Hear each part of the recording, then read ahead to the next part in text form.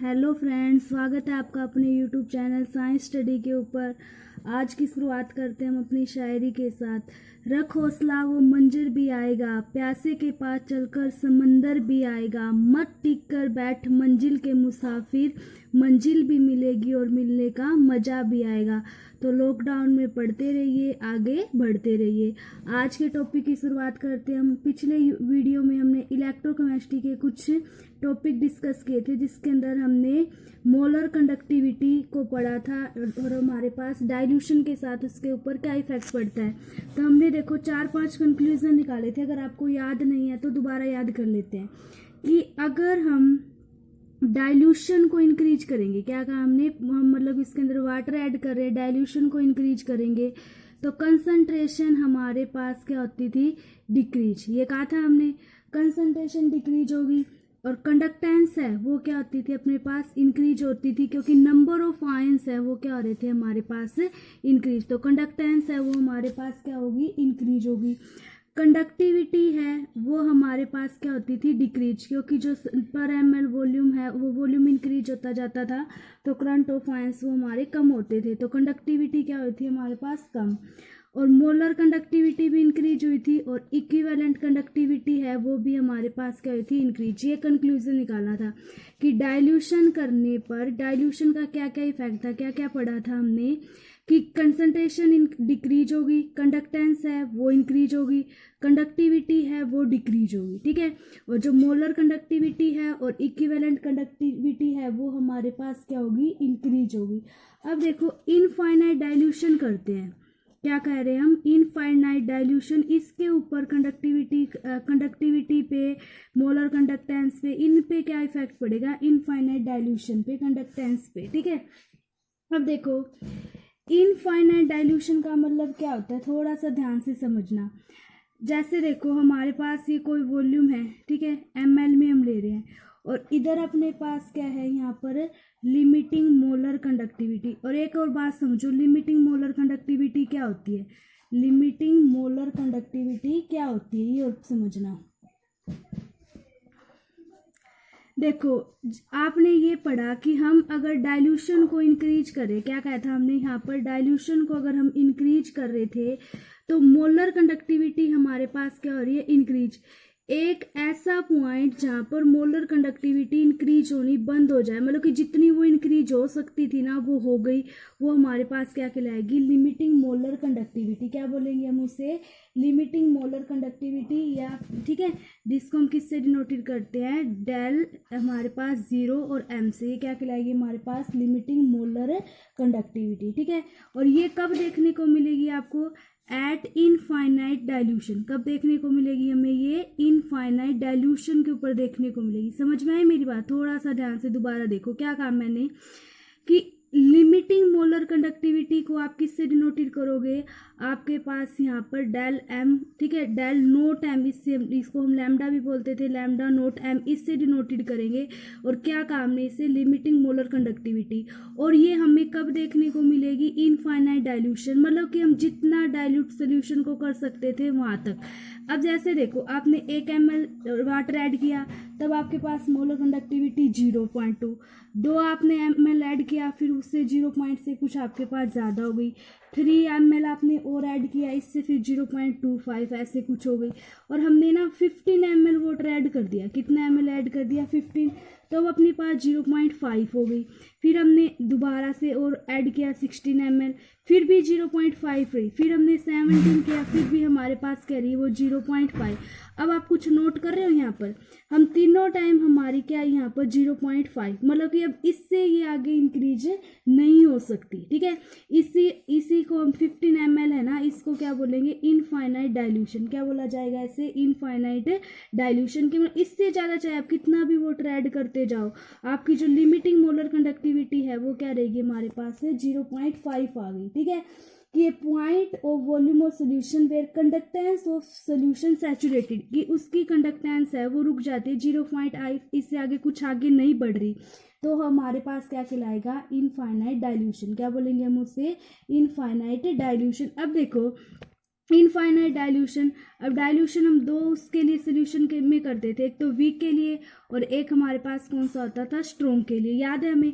अब देखो ये हमने क्या कहा कि molar conductance of infinite dilution आपको समझ में आ गया, जिसको हमने डेल एम नोट से डिनोटेड किया है, या फिर आप इसको क्या बोल सकते हो, लिमिटिंग मोलर कंडक्टेंस। क्या बोल सकते हैं हम इसे, लिमिटिंग मोलर कंडक्टेंस, ठीक है।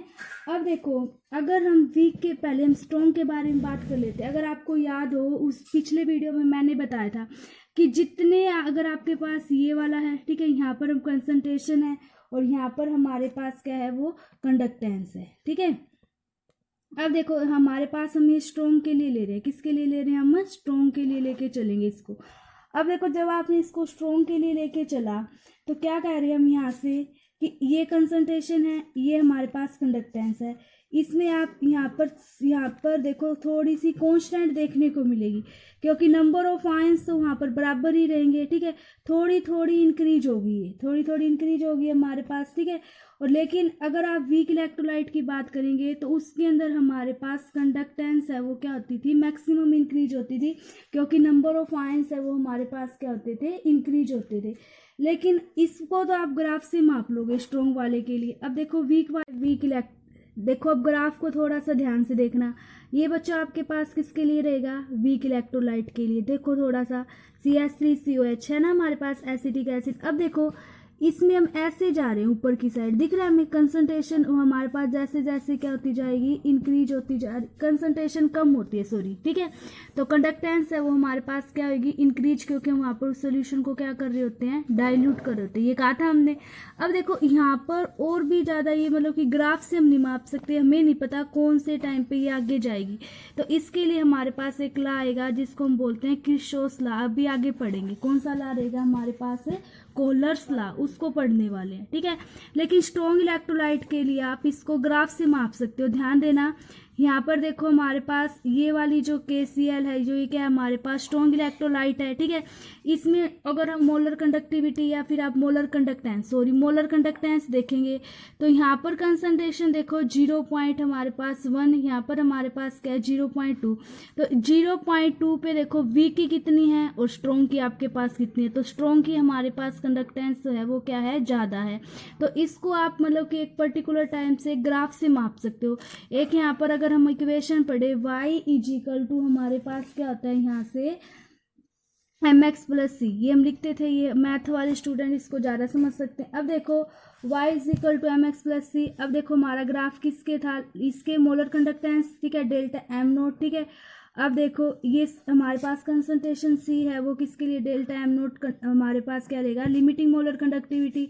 स्लोप हमारे पास माइनस का है तो हम इसको क्या लिख सकते हैं, -a और हमारे पास क्या रहेगा √C कंसंट्रेशन। ये अब हमने यहाँ पर C हाफ लिया था, ठीक है। तो ये हमारे पास बुक में इक्वेशन दी हुई है, ये हमारे पास लिमिटिंग मोलर कंडक्टिविटी निकाल सकते हैं, इसको हम क्या बोलते हैं, लिमिटिंग मोलर कंडक्टिविटी। समझ में आई बात थोड़ी सी, ठीक है। अब देखो दोबारा से समझ लो मैंने कहा क्या, मतलब कि इसके अंदर देखो कि अगर हम डाइल्यूशन को इंक्रीज कर रहे हैं, क्या कहा हमने, डाइल्यूशन को इंक्रीज करोगे तो कंडक्टेंस है वो हमारे पास इंक्रीज होगी। क्या कहा हमने, कंडक्टेंस है वो इंक्रीज होगी।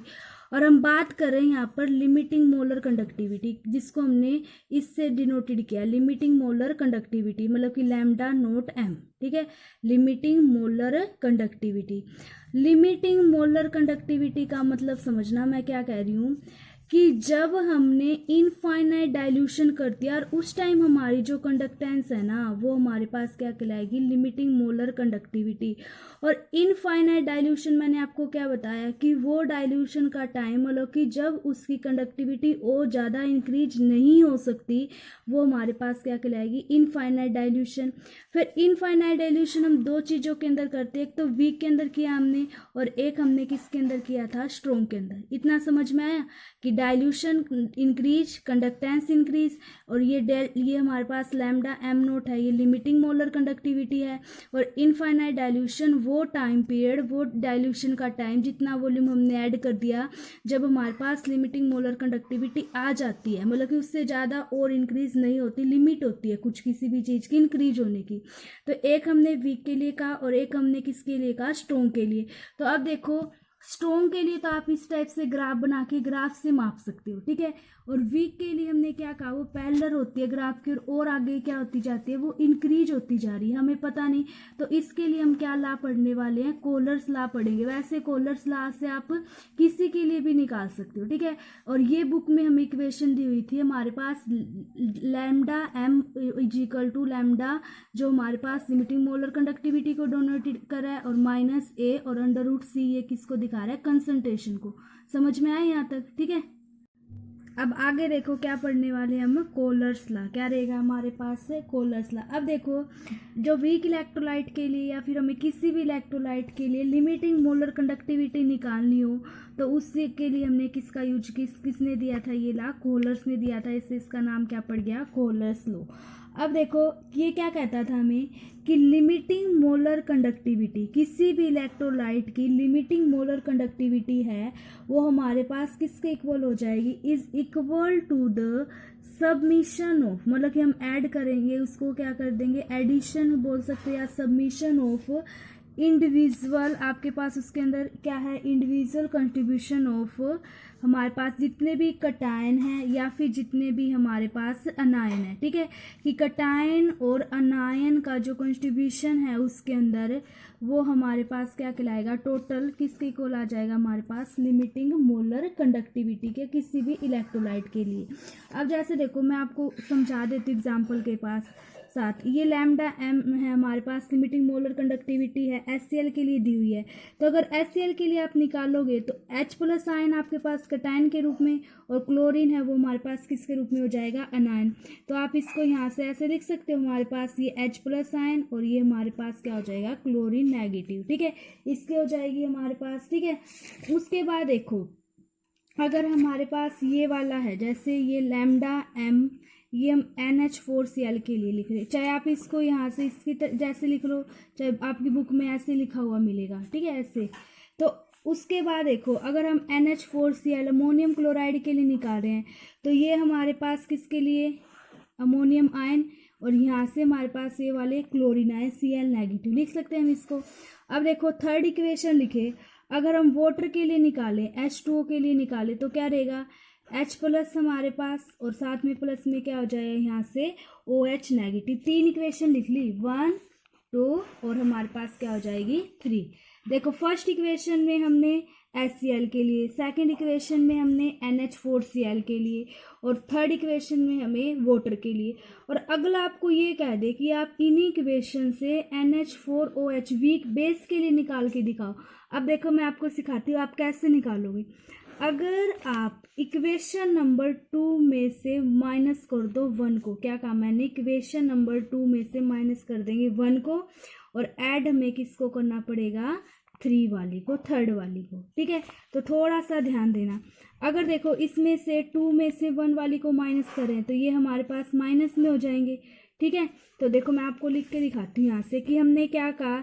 अब बताओ 2 क्या है, NH4Cl वाली थी, ठीक है। फर्स्ट आपके पास क्या थी, HCl वाली थी, याद है हमें। और थर्ड हमारे पास क्या है, वाटर वाली H2O, लिख सकते हैं हम इसको इस टाइप से, ठीक है। अब देखो ये काम ने 2 में से माइनस किया 1 को और ऐड किसको कर रहे हैं, 3 को। अब देखो उनके आगे क्या क्या है, ये देखो सेकंड वाले में देखो ये लिखा हुआ है मैंने, लैम्डा NH4 पॉजिटिव कटायन के लिए, साथ में अपन ने किसके लिए लिखा है वहाँ पर, क्लोरीन के लिए, दिख रहा है हमें, ठीक है। उसके बाद देखो ये वाला है ना क्लोरीन वाला, ये मैंने सेम सेकंड इक्वेशन लिखी है। अब फर्स्ट इक्वेशन देखो आपने क्या लिखी हुई है यहाँ पर, यही लैम्डा H प्लस, फिर यहाँ से क्या हो जाएगा हमारे पास लैम्डा Cl माइनस, ये लिख दिया मैंने यहाँ पे, देखो ध्यान से। और ऐड बच्चों अपने को किसको करना है, थर्ड वाली को, फिर प्लस क्या रहेगा हमारे पास लैम्डा H प्लस, फिर क्या रहेगा हमारे पास लैम्डा OH नेगेटिव आयन, हो गया अपने पास। अब देखो ये माइनस ये पॉजिटिव पड़ जाएंगे दोनों, ये माइनस ये माइनस ये पॉजिटिव, ये दोनों कट जाएंगे तो बच क्या गया आपके पास लैम्डा NH4 पॉजिटिव प्लस में क्या हो जाएगा लैम्डा OH नेगेटिव। तो आप इन तीनों इक्वेशन से किसकी निकाल ली आपने यहाँ से weak base NH4 ammonium hydroxide के लिए निकाल सकते हैं हम इस टाइप से। ये हमें दिया था कोलर्स लॉ ने, इस टाइप से हम लिमिटिंग मोलर कंडक्टिविटी निकालते हैं किसी भी इलेक्ट्रोलाइट के लिए। ठीक है, अगली वीडियो में हम पढ़ेंगे इसकी एप्लीकेशन के बारे में। वैसे एक एप्लीकेशन हमारी ये हो गई कि हम वीक इलेक्ट्रोलाइट के लिए क्या कर सकते हैं वीक इलेक्ट्रोलाइट के लिए हम कि उसकी क्या निकाल सकते हैं लिमिटिंग मोलर कंडक्टिविटी निकाल सकते हैं। ओके, थोड़ा सा आज का टॉपिक रिवाइज कर लेते हैं। ये हमने स्टार्टिंग में बातें की थी बच्चों कि डाइल्यूट करेंगे किसी भी सॉल्यूशन को, concentration decrease, conductance increase, conductivity decrease, molar conductivity और इक्विवेलेंट कंडक्टिविटी है वो हमारे पास क्या होगी इंक्रीज। इनफाइनाइट डाइल्यूशन का मतलब आपने क्या कहा था कि जब कंसंट्रेशन हमारे पास क्या हो जाएगी।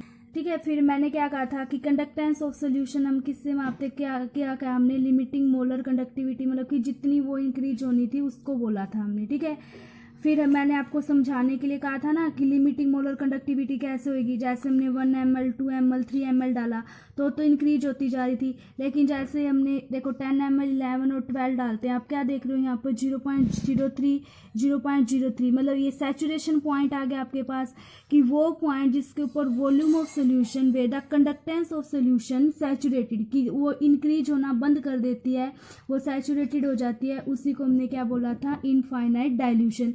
तो हमने वीक के लिए पढ़ा था और हमारे पास क्या था स्ट्रॉन्ग के लिए। तो हमने क्या कहा था इसको मोलर कंडक्टेंस क्या बोल सकते हैं इनफाइनाइट डाइल्यूशन के लिए, तो molar conduction at zero concentration या फिर आप इसको बोल सकते हो लिमिटिंग मोलर कंडक्टेंस। तो स्ट्रॉन्ग को जब हम डाइल्यूट करेंगे तो ज़्यादा इफेक्ट नहीं पड़ता, वो हमारे पास मैंने आपको ग्राफ दिखाया था। देखो फिर दोबारा देखो, ये ग्राफ बनाया था अपन है ना कि ये तो हमारे पास स्ट्रॉन्ग के लिए था और ये वाला अपने पास किसके लिए था यहाँ से वीक के लिए। तो वीक के लिए पैरेलल जा रहा था तो इसके लिए हमने कौन सा लॉ पढ़ा था कोलर्स लॉ पढ़ा था। और ये इक्वेशन मैंने आपको बनानी सिखाई थी कि हमारे पास lambda m is equal to lambda naught m minus A C, ये कंसंट्रेशन को बता रहा है और ये हमारे पास क्या थी लिमिटिंग मोलर कंडक्टिविटी। ठीक है, अब देखो आगे हमारे पास हमारा कोलर्स लॉ रहेगा। ये क्या कहता था हमें कि limiting molar conductivity of an electrolyte, किसी भी इलेक्ट्रोलाइट की लिमिटिंग मोलर कंडक्टिविटी। और लिमिटिंग मोलर कंडक्टिविटी मैंने क्या बताया था कि molar conductivity eight infinite dilution बोला था ना हमने पिछले उसमें टॉपिक में कि मोलर कंडक्टिविटी जब हम इनफाइनाइट डाइल्यूशन पे निकालते तो इसको क्या बोला जाएगा लिमिटिंग मोलर कंडक्टिविटी। ये क्या आएगा is the sum of limiting ionic conductivity of cation, जितने उसके अंदर कटायन है और अनायन है, each multiply with the number of ions present in one formula कि कितने उसके अंदर है। जैसे देखो हम इसके लिए निकाले हमारे पास लिमिटिंग मोलर कंडक्टिविटी AX और BY के लिए, तो ये देखो X और ये जो Y अपन ने लगाए हैं ना, मान लीजिए इसकी वैल्यू 5 है, इसकी 6 है, तो यहाँ पे ये 5 आ जाएगा और ये क्या हो जाएगा 6। ये A पॉजिटिव बता रहा है हमारे पास कटायन को और B नेगेटिव हमें किसको बता रहे हैं यहाँ से अनायन को। ठीक है, तो यहाँ आज की वीडियो हमारे पास यहाँ तक ही। थैंक्स वीडियो देखने के लिए। अगर आपको वीडियो अच्छा लगे लाइक करें, शेयर करें, चैनल को सब्सक्राइब करें।